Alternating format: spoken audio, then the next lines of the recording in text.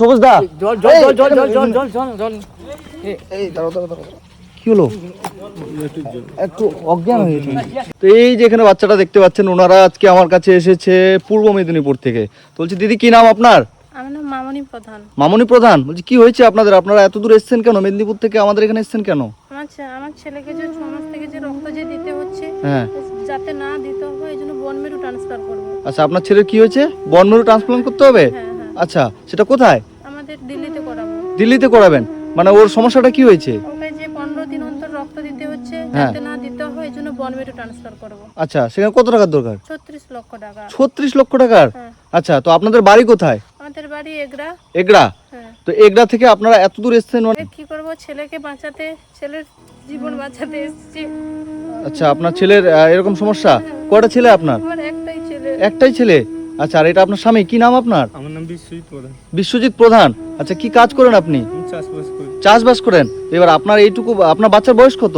7 বছর। 7 বছর? মানে 7 বছর বয়সের এত বড় একটা রোগ হয়েছে, বোন মেরু ট্রান্সপ্লান্ট করতে হবে? হ্যাঁ।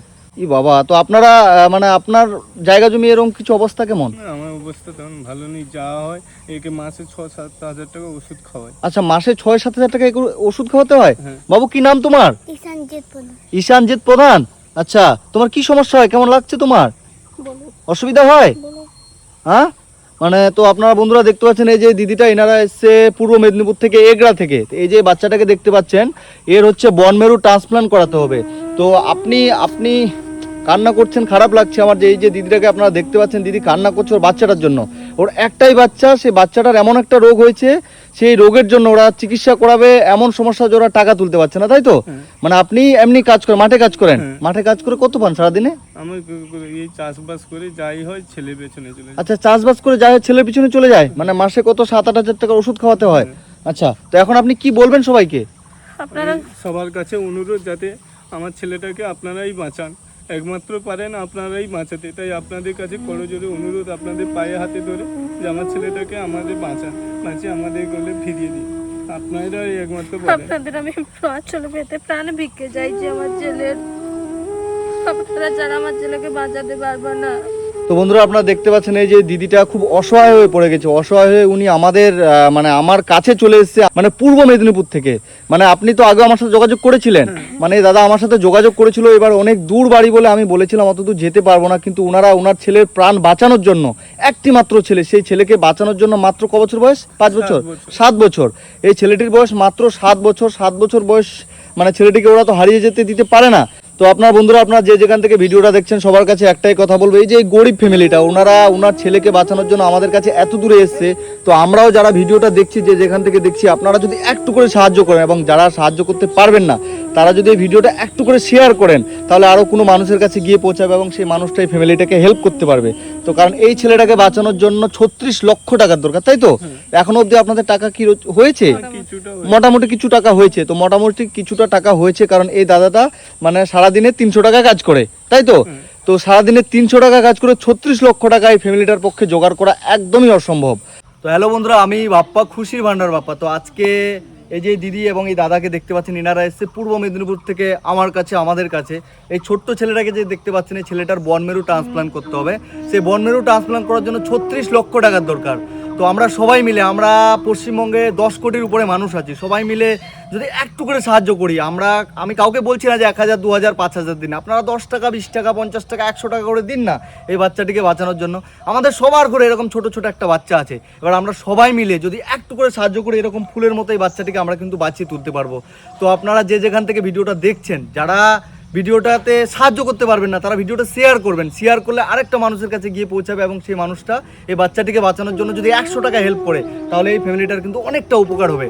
কারণ এই বাচ্চাটিকে বাঁচানোর জন্য 36 লক্ষ টাকার দরকার। সেখানে এই দাদাটা দিনে কাজ করে সেখানে 300 টাকা পায়। সে 300 টাকায় একটা ফ্যামিলিকে চালানোই মুশকিল, সেখানে বাচ্চাটিকে বাঁচানোর জন্য 36 লক্ষ টাকার দরকার। আমরা যদি সাহায্য না করি সবাই মিলে, তাহলে কিন্তু এই বাচ্চাটিকে আমরা কেউ বাঁচাতে পারবো না। ওর বাবা মা এই বাচ্চাটিকে হারিয়ে ফেলবে, কারণ এই বাচ্চাটির মাত্র 7 বছর বয়স। আর এই দিদির, এই দাদার একটাই মাত্র সন্তান, তাই তো? একটাই ছেলে, আর ছেলে মেয়ে নেই আপনাদের? মানে একটাই ছেলে। তো আমার যতটা ক্ষমতা আমি আমার তরফ থেকে এখানে 3,000 টাকা দিলাম, ঠিক আছে? এই টাকাটা আপনারা রাখুন, এটা আমার যতটা সামর্থ্য হলো। এবার যারা আপনাদের ভিডিওটা দেখছে সবাই আপনাদেরকে যে যতটা করে পারবে সবাই সাহায্য করবে, এটা আমার বিশ্বাস। সবাইকে বলছি যে অনুরোধ করে বলছি, আপনারা আমার ছেলেটাকে বাঁচান, আপনারা ছাড়া আমার ছেলেকে বাঁচাতে পারবেন না। এবং আপনাদের কাছে আমি আমার ছেলের প্রাণ ভিক্ষে চাইছি, আঁচল পেতেই প্রাণ ভিক্ষে চাইছি। তো আপনারা দেখতে পাচ্ছেন এই দিদিটা খুব অসহায় হয়ে পড়ে গেছে, কারণ একটা মানুষ এতটা অসহায় না হলে এত দূর থেকে কখনো আসবে না। কারণ এনাদের বাড়ি এগরাতে, পূর্ব মেদিনীপুরে এগরাতে, সেখান থেকে আসতে এনাদের 14 থেকে 15 ঘন্টা টাইম লেগেছে, তাই তো? কারণ এনারা মানুষের দরজায় দরজায় ভিক্ষা করে বেড়াচ্ছে এই বাচ্চাটিকে বাঁচানোর জন্য, তাই তো? হ্যাঁ হ্যাঁ, আমরা দোকানে, মেলাতে, রাস্তাঘাটে এভাবেই ভিক্ষে করি আমার ছেলেটার প্রাণ ভিক্ষেই চাইছি। আপনারাই পারেন আমার ছেলেটাকে বাঁচাতে। এই রাস্তায় চাইতে গেলে এই বাবা, অনেক এই ধরো, ধরো, ধরো, এই ধরো তো। এই সবুজ দা, এই ধরো। কি হলো? একটু অজ্ঞান হয়ে গেছে। এই চেয়ারটা নিয়ে এসো, চেয়ারটা নিয়ে এসো।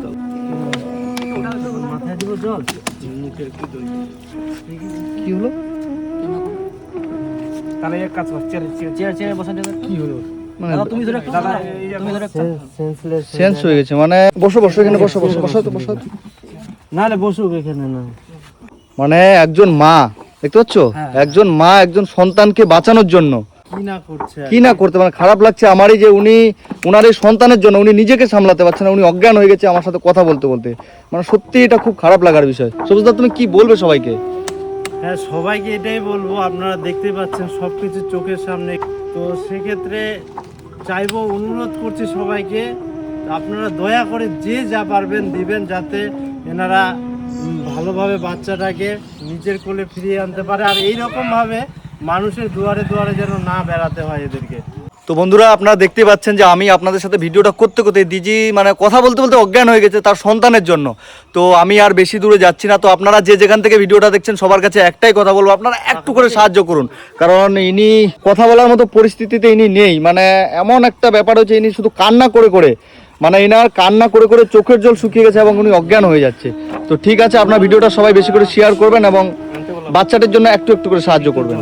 তো অবশ্যই সেই দিদিকে আমরা এই যে মানে একটা উঠোনে শোয়াই দিলাম, কারণ উনি অজ্ঞান হয়ে গেছে, ওনার বাচ্চার জন্য কান্না করে উনি মানে অজ্ঞান হয়ে গেছে। তো আপনারা যে যেখান থেকে ভিডিওটা দেখছেন ওনাদের এই যে এটা স্ক্যানার, দাদা এটা স্ক্যানার তো, এই স্ক্যানার তো আপনার নিজেদের না, এটা হচ্ছে ইমপ্যাক্ট গ্রুপ। তো সবাই যদি টাকা পাঠায় আপনাদের কাছে আসবে। তো তো আপনারা সবাই এই যে ওনাদের এই স্ক্যানারে আমি ভিডিওর কমেন্ট বক্সে দিয়ে দেবো এবং ভিডিওতেও দিয়ে দেবো, আপনারা একটু করে সাহায্য করবেন ওনাদের এই স্ক্যানারে। কারণ ওনাদের এই সন্তানকে বাঁচানোর জন্য ওনারা মানুষের রাস্তায় রাস্তায় ঘুরে বেড়াচ্ছে, মানুষের দরজায় দরজায় ভিক্ষা করে বেড়াচ্ছে। এবং এই দিদি এতটাই অসুস্থ হয়ে পড়েছে যে মানে ওনার সন্তানের জন্য কান্না করে উনি অজ্ঞান হয়ে যাচ্ছে। তো আপনারা একটু করে সাহায্য করুন, এই যে ওনাদের নিজস্ব স্ক্যানার, ইমপ্যাক্ট গ্রুপের স্ক্যানার, এই স্ক্যানারে আপনারা সবাই সাহায্য করলে ওনাদের কাছে টাকাটা ঠিক পৌঁছে যাবে, তাই তো?